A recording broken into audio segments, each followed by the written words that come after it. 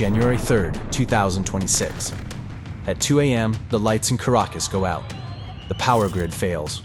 Minutes later, U.S. commandos storm a fortified compound. By dawn, Nicolás Maduro, Venezuela's iron-fisted leader, was gone, captured in one of the largest covert raids since Panama. Within hours, he and his wife, Cecilia Flores, were aboard the USS Iwo Jima, beginning their journey to face U.S. narco-terrorism charges in what officials called Operation Absolute Resolve. According to U.S. officials, the operation was the result of months of CIA intelligence tracking, monitoring Maduro's movements, security rotations, and daily patterns. A narrow break in the weather created a window. The raid came just hours after Maduro met with the Communist Chinese envoy, highlighting the great power competition between Washington and Beijing in the Western Hemisphere. The scale of the operation was massive: an armada of 11 warships, an estimated 15,000 U.S. troops, and over 150 aircraft, including B-1 Lancers, F-22 Raptors, and MQ-9 Reapers, silently converged. While the world slept, the joint force moved into position. At 10:46 p.m. Eastern Time, the order came from Mar-a-Lago, President Trump's final words: "Good luck and Godspeed." These words were relayed across the fleet as aircraft began launching.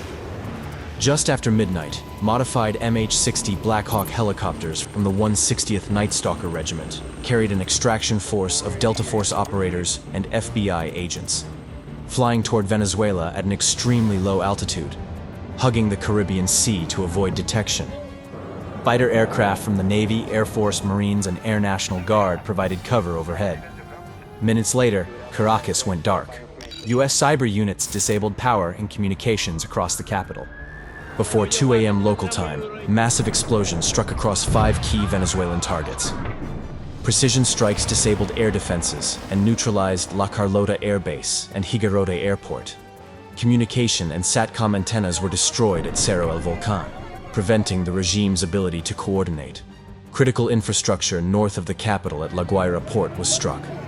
And at Fuerte Tiuna, the country's largest military base, and where Maduro was sleeping, had its bunkers, a power station, and security gates destroyed. By 2:01 a.m., a Delta Force ground team descends on Maduro's fortified residence at Fuerte Tiuna.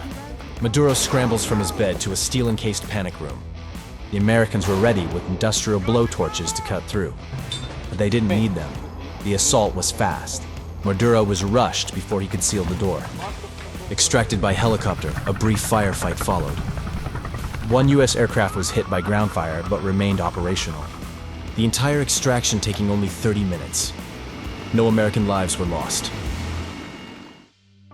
It's estimated that 40 to 80 Venezuelan and Cuban military and civilian personnel were killed in the strike. By 4:29 a.m., the mission was complete. Maduro and Flores were airlifted out of Venezuela and transferred to the USS Iwo Jima, ending Maduro's rule in a matter of hours. As dawn broke, Chairman of Joint Chiefs, General Dan Kane, confirmed the operation. But the raid raises a larger question. Why Maduro? And why now? U.S. officials cite 5 core reasons. First, narco-terrorism. Washington has long accused Maduro of protecting the Cartel of the Suns, a network tied to large-scale cocaine trafficking. Maduro has faced U.S. federal indictments since 2020, with the cartel being designated as a foreign terrorist organization, reinforced by reports of over 18,000 people killed by Maduro's security forces since 2016. Second, the great power competition. Venezuela has served as a foothold for Russia, China, and Iran, including sanction evasion through shadow oil fleets and military cooperation.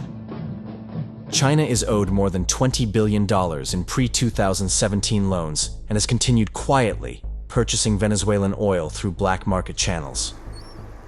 In April of 2020, Iran received over $500 million in Venezuelan gold in return for fuel shipments, refinery technicians, and sanctions bypass support. And Russia, through the state energy giant Rosneft, has helped market Venezuelan crude to evade sanctions, while supplying fighter jets, tanks, S-300 air defense systems, and cyber assistance to deter U.S. intervention. US policymakers argue that breaking those alliances is essential to reassert influence in the Western Hemisphere, echoing a modern revival of the Monroe Doctrine. Third, energy security. Venezuela holds the largest proven oil reserves on Earth, over 300 billion barrels, but decades of corruption and mismanagement have crippled that industry, and stabilizing Venezuela would unlock a major non-Middle East energy supply. Fourth, transnational crime. Armed gangs and narco-military groups like Tren de Aragua are linked to Venezuela and are accused of expanding across the hemisphere, blurring the line between organized crime and terrorism. And fifth, democracy and migration. The US rejects Maduro's 2024 election as fraudulent, with the outlawing of opposition leader and Nobel Peace Prize winner Maria Machado. And economic collapse has driven nearly 8 million Venezuelans to flee since 2014, creating one of the world's largest refugee crises in the hemisphere. The operation triggered immediate backlash. US political opponents condemned the raid as a dangerous precedent, while protests erupted in Washington, D.C. and New York, with demonstrators chanting against US imperialism and demanding Maduro's release. By the end of January 3rd, Maduro and his wife were transferred to a federal detention facility in New York, where he now awaits trial for charges of narco-terrorism. For the world, this moment carries a familiar echo. In 1989, US forces invaded Panama and removed the drug trafficking dictator Manuel Noriega. That operation, Operation Just Cause, ended Noriega's 30-year rule, stabilized the country, and reshaped US power in the region. A full story of Panama and how Noriega's capture unfolded offers a revealing lens into what may come next. Is this a triumph of peace through strength? A direct message to cartels and other hostile powers? Or a dangerous precedent that destabilizes an already fragile region and inflames the tensions between the great powers? As Maduro awaits trial in New York, one thing is certain: Operation Absolute Resolve has redrawn the boundaries of American power projection. Whether that's for better or worse, may define the next decade. If you enjoyed this journey through history, consider subscribing to Clear and Present History for more documentaries, biographies, and untold stories from the past. To support our mission, please leave a comment and press the like button. We also want to hear from you. If you believe that understanding history helps make sense of the world today, consider joining our YouTube membership. Together, we'll connect with fellow historians, host in-depth interviews, live streams, and thought-provoking discussions. Together, we'll preserve the hard-won wisdom of the past, because tomorrow's world depends on the lessons we pass on today. Thank you for being part of this community. Until next time.